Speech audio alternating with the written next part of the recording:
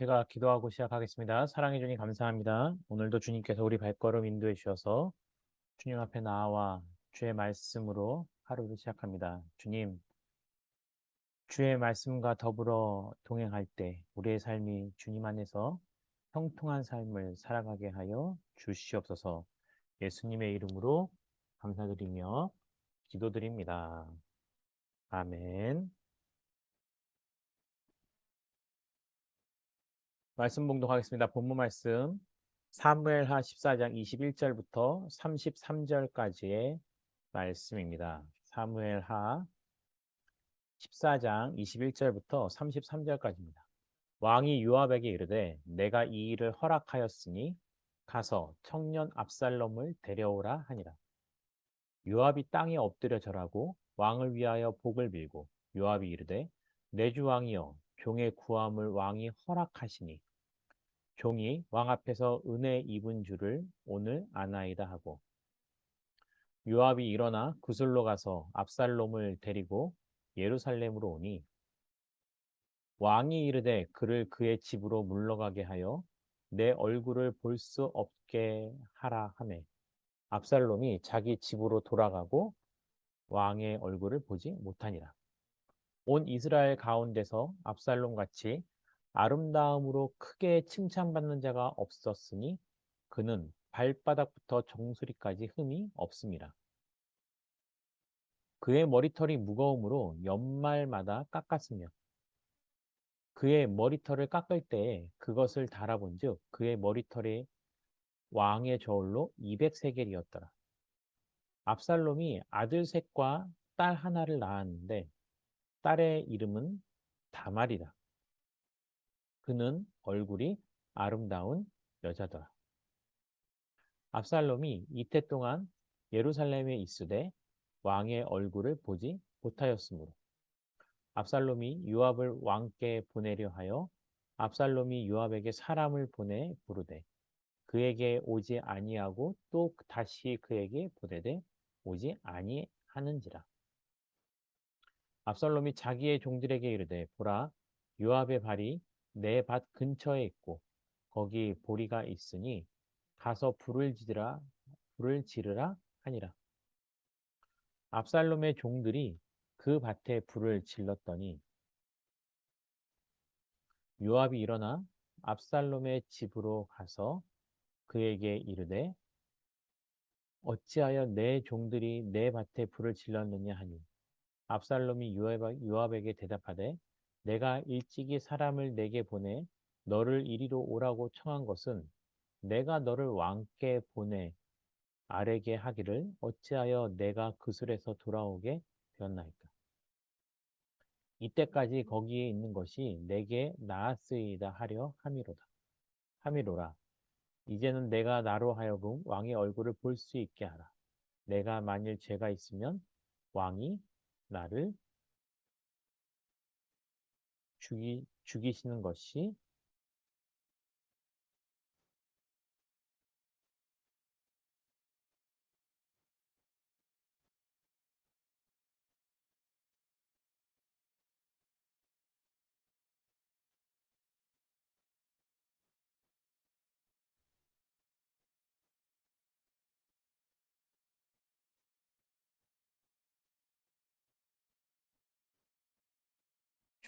것이 옳으니라 하는지라. 요압이 왕께 나아가서 그에게 아뢰매 왕이 압살롬을 부르니 그가 왕께 나아가 그 앞에서 얼굴을 땅에 대어 그에게 절하매 왕이 압살롬과 입을 맞추니라. 아멘.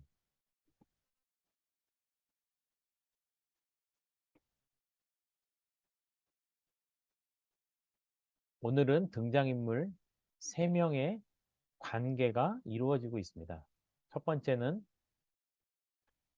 계속해서 사무엘 하의 주인공인 다윗과 그의 아들 압살롬, 그리고 다윗의 가장 오래된 충신이라 할 수 있는 요압 장군과의 사건입니다.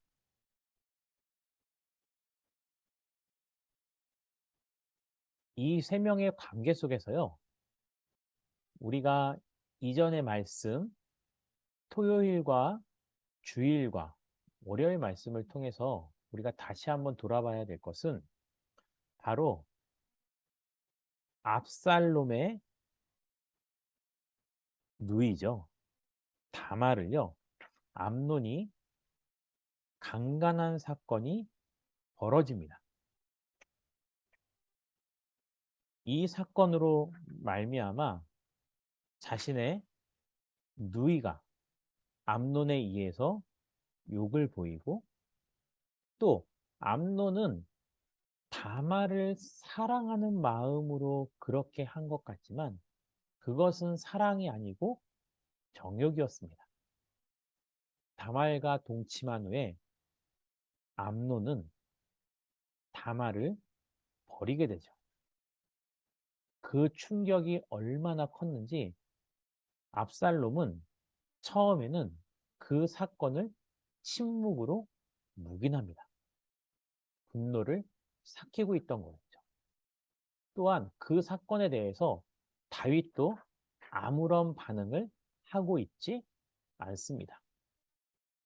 이러한 특히 살인을 미워하는 마음을 적대적으로 갖고 있던 압살롬과 또 다말을 육보였던 암논에 대해서 분명히 아비된 다윗은 본인이 취할 수 있는 행위를 아버지로서 또 한나라의 왕으로서 했어야 합니다. 하지만 그러한 사건을 묵인한 상태에서 압살롬은 2년 후에 바로 그 암논을 죽이게 됩니다. 자신의 아들이 다른 아들을 죽였으니 다윗의 마음은 어떠한 말로도 평안할 수 없었을 것입니다. 이 살인 사건에 대해서 본인이 가해자지만 살인을 저지른 거에 대해서 압살롬은 두려움을 느껴 바로 스스로 도피처를 찾아 들어가서 숨어서 지내게 됩니다. 하지만 시간이 지나고 나서요. 그러한 욕보인 사건과 살해 사건을 경험한 다윗은 아버지의 마음으로서 오랫동안 보이지 않았던 압살롬에 대해서 그리워하게 됩니다. 3년 동안 물론 압살롬에 대해서 화가 나 있었지만 3년 동안 보지 못했던 아비의 마음으로 압살롬을 그리워하게 되죠. 그 마음을요. 다윗의 가장 가까운 신복인 요압은 알고 있었고 요압이 그 마음을 헤아리기 위해서 스스로 다윗을 위한 충성된 마음으로 드고아 여인을 그가 찾아가서 자신이 일러준 대로 다윗을 찾아가 말을 하라고 전하게 되고요. 다윗은 자신을 찾아온 그 드고와 여인의 대화를 통해서 그 여인이 그렇게 말하고 있는 이유가 지금 자신의 상황을 빗대어서 말하고 있음을 알게 되고요. 또한 그 여인이 다른 비유로서 자기에 대한 상황을 말하고 있을 때 그 여인이 말하는 것이 요압이 자기의 마음을 헤아려서 시켰다라는 것을 알게 됩니다. 그리고 나서요. 요압이 요압은 다윗에게 청을 합니다. 다윗을 찾아가서 엎드려 절하고 다윗에게 구하기를 압살롬을 예루살렘으로 귀환시키자고 말을 하게 되죠.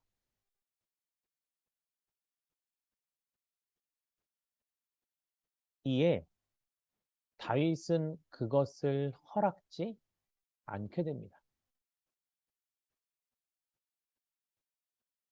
그리고 나서 말씀이요. 잠시 25절부터는요. 어떠한 내용이 나오냐면 요압이 다윗의 마음을 헤아려서 압살롬을 예루살렘으로 다시 데려오려고 했던 사건과는 전혀 다르게 압살롬에 대한 소개를 하게 됩니다. 여기서 압살롬은 마치 이스라엘의 초대왕 사울을 사람들이 보았을 때 평가했던 것처럼 그가 외적으로 굉장히 아름다운 용모를 가지고 있었다라고 성경은 기록하고 있습니다. 그 외모가요, 정말로 머리부터 발끝까지 흠이 없는 것이었으며 많은 사람들에게 칭찬을 받고 있던 용모였습니다. 그리고 나서 또 하나를 소개하는데요. 압살롬이 아들 셋과 딸 하나를 낳았는데 여기서 딸의 이름을 다말이라고 지었습니다. 그리고 그 딸의 얼굴은 매우 아름다웠다라고 기록하고 있습니다. 압살롬이 자신의 딸의 이름을 다말이라고 지은 것은 바로 암논에 의해서 욕보여서 그래서 수치를 당했던 그 누이에 대한 안타까운 마음을 바로 담아둔 것이 아닌가라는 생각을 하게 됩니다. 그리고 나서요, 압살롬은 두 번이나 요압을 청해서 자신이 아버지를 뵐 수 있도록 아버지에게 자신의 말을 전해달라고 부탁을 하게 됩니다. 하지만 이러한 부탁에도 불구하고 다윗은 둘 다 거부를 하게 됩니다.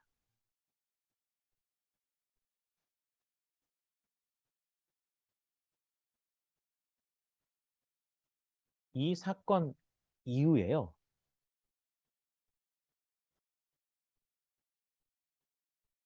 압살롬은 하나의 지략을 생각합니다.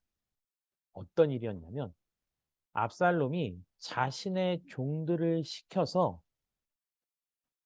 요압의 밭에 가서 불을 지르게 합니다. 압살롬의 종들이 그 밭에 불을 지른 것에 대해서 요압이 압살롬의 집으로 가서 그에게 어찌하여 자기 밭에 불을 질렀냐라고 따지게 되죠.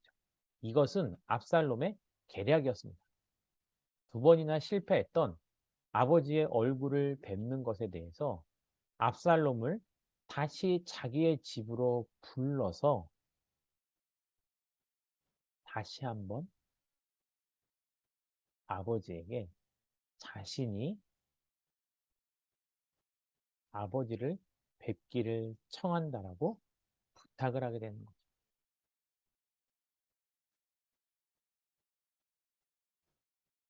그리고 나서요.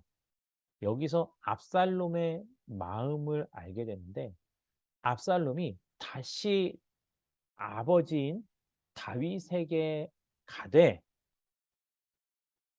자기의 형인 암논을 죽인 것으로 인해서 혹시 다윗이 자신을 죽이려고 한다 할지라도 그래도 자신의 아버지의 얼굴을 뵙겠다라고 말을 하게 되죠.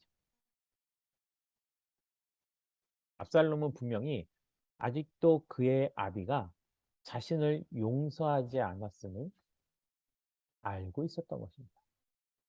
하지만 이와 같은 간절한 청을 요압이 다윗에게 청함에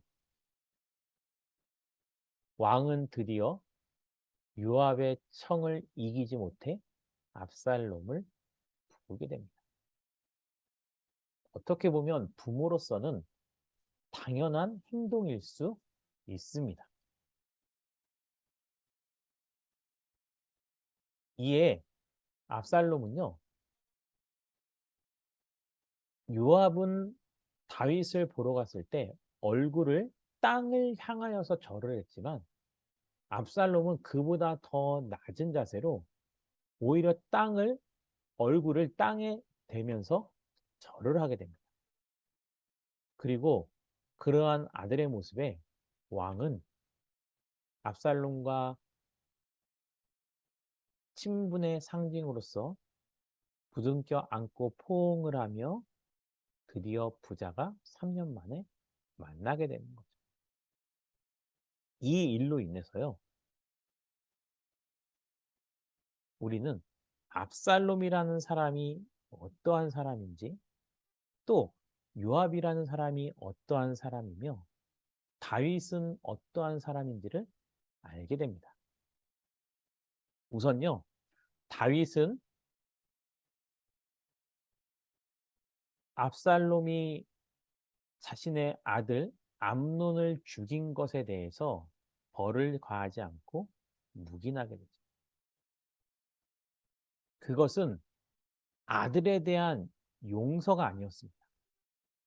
묵인은 하였지만 오히려 그 압살롬에 대해서 미워하는 마음, 용서하지 못하는 마음이 오히려 다윗에게 남게 되었고 그 아버지의 태도에 의해서 압살롬도 역시 아버지가 자신을 용서하지 않았음을 알게 되는 거죠.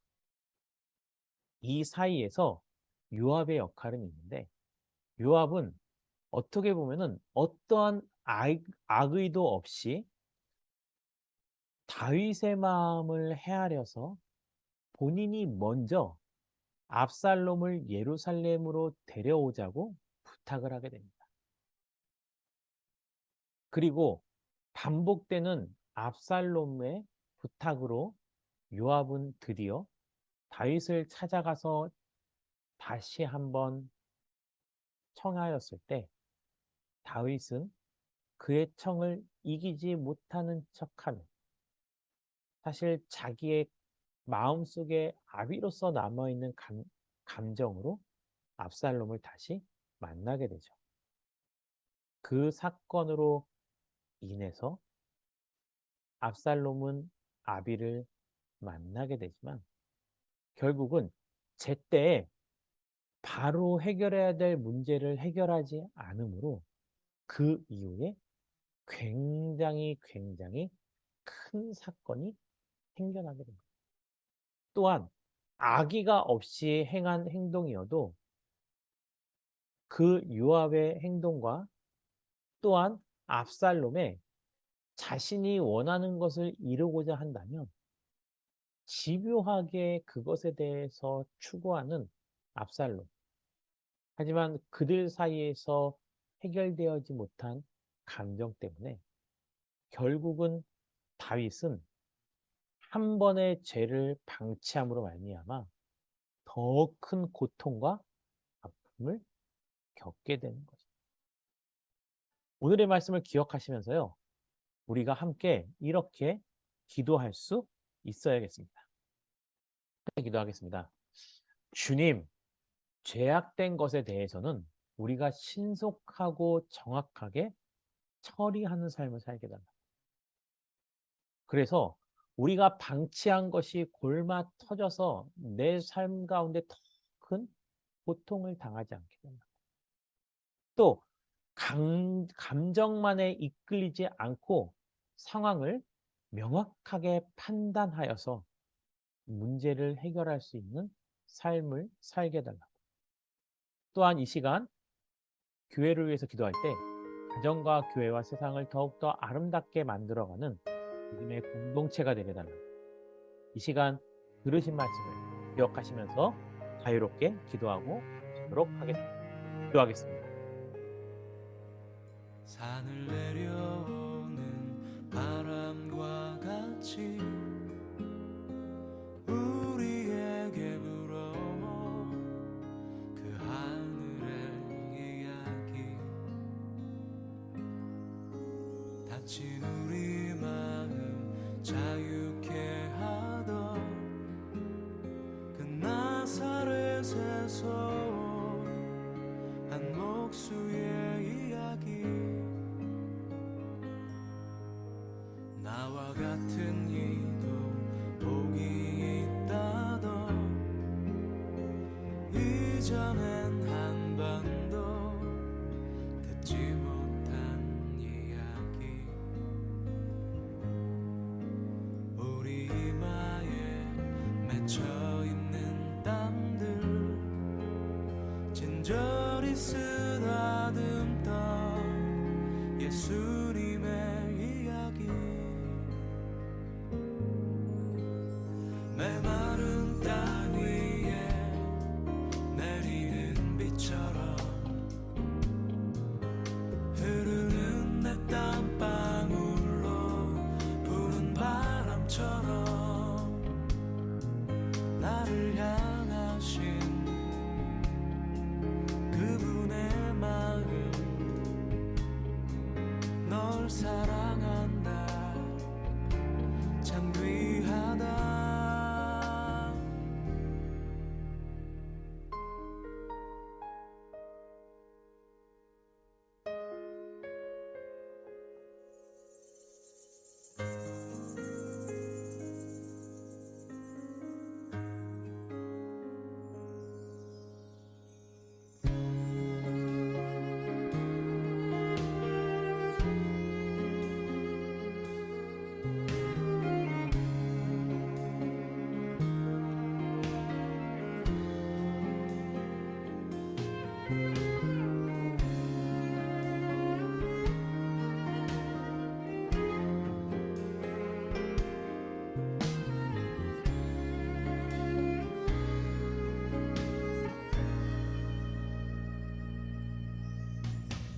메마른 땅 위에 내리는 비처럼 흐르는 내 땀방울로 부는 바람처럼 나를 향하신 그분의 마음. 널 사랑한다 참 귀하다. 나와 같은 이도 복이 있다던 이전엔 한 번도 듣지 못한 이야기. 와서 나의 마음 자유케 하던 그 나사렛에서 온 한 목수의 이야기. 나의 모든 짐 그 어깨에 지고 갈보리 향해 가던 예수님의 이야기.